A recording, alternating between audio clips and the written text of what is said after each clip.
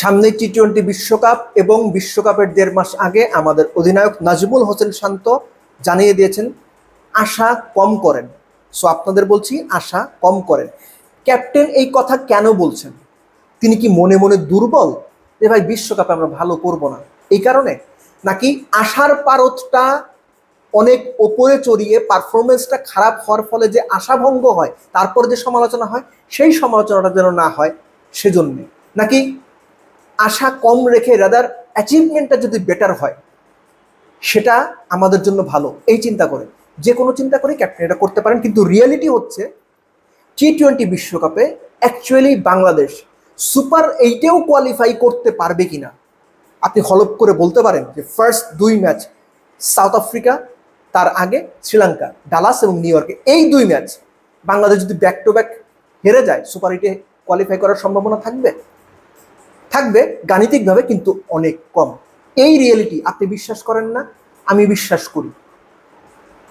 বাংলাদেশের টি-20 ক্রিকেট ভালো করেছে, বাংলাদেশের টি-20 ক্রিকেট আস্তে আস্তে ভালো করছে। হ্যাভিং সেড দ্যাট, বিশ্বকাপের মতো আসলে বাংলাদেশ যদি সুপার 8-এ কোয়ালিফাই না করতে পারে তাতেও আমি অবাক হব না। কেননা প্রিভিয়াস ওয়ার্ল্ড কাপগুলোতে আমরা যতই আশা করেছি, সেটা 50 ওভারের বিশ্বকাপ হোক কিংবা টি-20 বিশ্বকাপ হোক, বেশিরভাগ ক্ষেত্রে আমরা আমাদের প্রত্যাশার কাছাকাছিও যেতে পারিনি। 2023 ওয়ানডে বিশ্বকাপ তো ডিজাস্টার ছিল।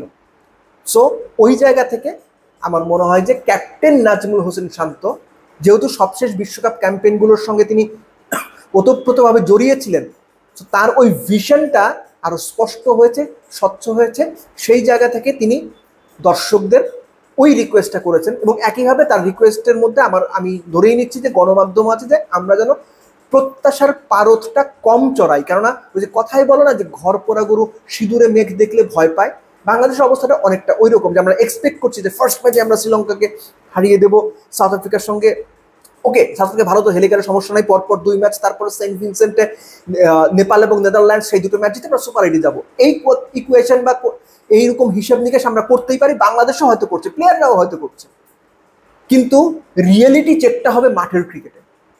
আর ওই রিয়েলিটি চেক যদি আপনি করতে যান গ্লোবাল ক্রিকেট স্ট্যান্ডার্ড দিয়ে যদি বিবেচনা করেন, সবশেষ টি-20 ওয়ার্ল্ড কাপগুলোতে অন্যান্য দলের সাথে বাংলাদেশের পারফরমেন্স যদি বিবেচনা করেন, রিসেন্ট পাস্টে বাংলাদেশ যে শ্রীলঙ্কার সঙ্গে সিরিজটা খেললো হোম কন্ডিশনে টি-20, সেটা থেকেও যদি আপনি বিবেচনা করেন, তাহলে বাংলাদেশের জন্য কাজটা মোটেও সহজ হতে যাচ্ছে না, rather it is going to be very tough, difficult.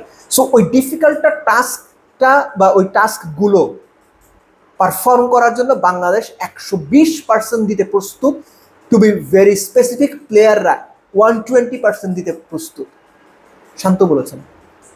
এবং কার কি রোল, কে কি করবে, কার কি প্ল্যান, মনের ভেতরে কি আছে, এগুলো মনের ভেতরেই থাকুক, আমরা প্রত্যাশাটা কম করি। শান্তর এই কথার সঙ্গে আমি একমত। ক্যাপ্টেন যেটা প্রকারান্তরে বোঝাতে চেয়েছেন সেটা খুব সহজ, যে অনেক বেশি প্রত্যাশা, আমরা অনেক কিছু করে ফেলবো, এই রিয়েলিটি বাংলাদেশ টিমের সঙ্গে যায় না। বাংলাদেশ বিশ্বকাপের সেমিফাইনাল খেলবে এই প্লেয়ার নিয়ে, এটা চিন্তা করাটা অবিশ্বাস্য না, কিন্তু খুব কঠিন। আপনি যদি টি-20 বিশ্বকাপের আপনাকে বলা হলো যে ভাই আপনি 4 জন সেমিফাইনালের নাম বলেন, আপনি সাধারণ যুক্তি দিয়েও কোনোভাবেই বাংলাদেশকে 4 সেমিফাইনালিস্টের মধ্যে রাখতে চাইবেন না বা রাখতে পারবেন না, বা বেশিরভাগ মানুষই রাখতে পারবে না বা রাখবে না। সো ওই রিয়ালিটিটুকু আমার মনে হয় যে ক্রিকেটাররা খুব ভালো বোঝেন, গণমাধ্যম বোঝে, কিন্তু গণমাধ্যম অনেক সময় বুঝে শুনেও একটা হাইপ তৈরি করার জন্য কিছু জিনিস ফুলিয়ে ফাঁপিয়ে করা হয়। এটা আমাদের তরফ থেকে করা হয়, এই দায়টা, এই দোষটা গণমাধ্যমে নিতে হবে। প্রত্যেকটা গণমাধ্যম কর্মীকে যারা স্পেসিফিক্যালি ক্রিকেট নিয়ে কাজ করেন তাদের এই দায়টা নিতে হবে, আমি নিজেও এটা নিতে প্রস্তুত বা নিচ্ছিও। কিন্তু গ্লোবাল স্ট্যান্ডার্ডে বাংলাদেশের মানটা কোথায়, এটাও এই যে আমি এখন যেমন করে বলছি এটাও বলাটা জরুরি। আশা থাকবেই, প্রত্যাশা থাকবেই, কিন্তু আশা এবং প্রত্যাশা দুটো জিনিসই যেন নিজেদের স্ট্যান্ডার্ড অনুযায়ী সেট করা হয়। খুব সহজভাবে হিসেব করে শুনলে ভালো লাগবে না হয়তো, যে আপনি মোটে এসএসসি পাস করেছেন কিন্তু চিন্তা করছেন বিসিএস দিয়ে ক্যাডার হবেন, সেটা সম্ভব না।